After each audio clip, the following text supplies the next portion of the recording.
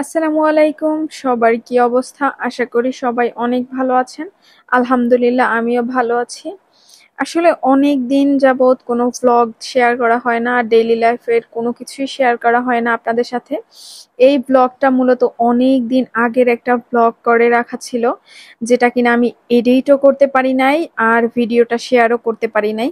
So আজকে আমি আপনাদের সবার সাথে অনেক গুরুত্বপূর্ণ কিছু মানুষদের পরিচয় করিয়ে দিব। মানে আমার লাইফে অনেক বেশি গুরুত্বপূর্ণ একজন মানুষ।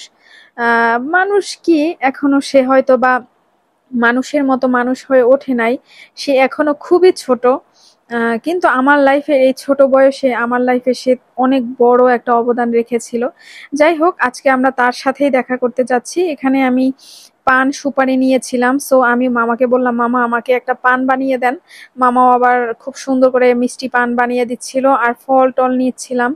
এখানে যে ফলটা আমরা খুঁজেছিলাম, যেহেতু সে সবে মাত্র, বুড়া মানুষ যেহেতু সবে মাত্র খেতে পারে, মানে খাওয়া শিখছে আর কি, তার জন্য তার কিছু খাবার আমরা যেটা চাচ্ছিলাম সেটা পাই নাই। তো যেই ফলগুলো পেয়েছিলাম সেগুলোই আমরা নিয়েছিলাম। আর রাস্তায় এত বেশি জ্যাম ছিল, যার কারণে আমরা আমাদের যতটুকু এনার্জি ছিল সব এনার্জি লস হয়ে গেছিল। যে ভেবেছিলাম বাসায় গিয়ে কত কি করব, বাট কিছুই করার নাই।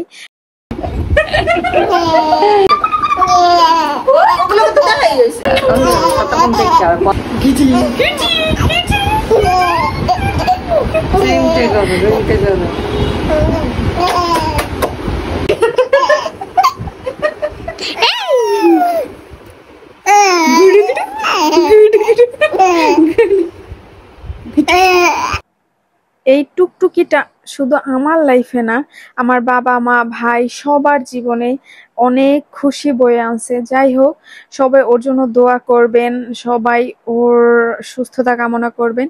এনিওয়েজ, আমরা সেখানে গিয়ে অনেক খাওয়া দাওয়া করেছিলাম, যদিও সেগুলো সবকিছু ভিডিও করা হয় নাই। বাট এই মানে এই খাবারটা আমার এত বেশি পছন্দ হয়েছে, যার জন্য আমি এই খাবারটা অনেক মনে করে ভিডিওটা করে নিয়েছিলাম। এছাড়া আরো অনেক ভালো ভালো খাবার ছিল যদিও।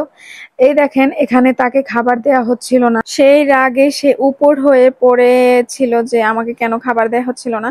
আসলে সে তো তখন খেতে পারে না, তাই না? যাই হোক, এখানে আমাদের জন্য দই মিষ্টি আরো ফল টল অনেক কিছু ছিল। স্যান্ডউইচ ছিল, তারপরে রোল টোল হাবিজাবি অনেক কিছু ছিল, যেগুলো সবকিছু আমরা খেতে পারি নাই।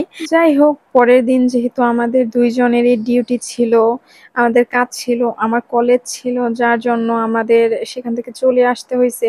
অনেক রাত হয়ে গিয়েছিল, যদিও রাত হওয়ার কারণে আরো বেশি ভালো লাগতেছিল, যেমন একটা লং ড্রাইভ ফিল পাচ্ছিলাম। যাই হোক, রাস্তায় বাস থামার পরে আমরা একটু খাওয়া দাওয়া হালকা নাস্তা করে নিয়েছিলাম। সবাই ভালো থাকবেন, সুস্থ থাকবেন। আল্লাহ হাফেজ।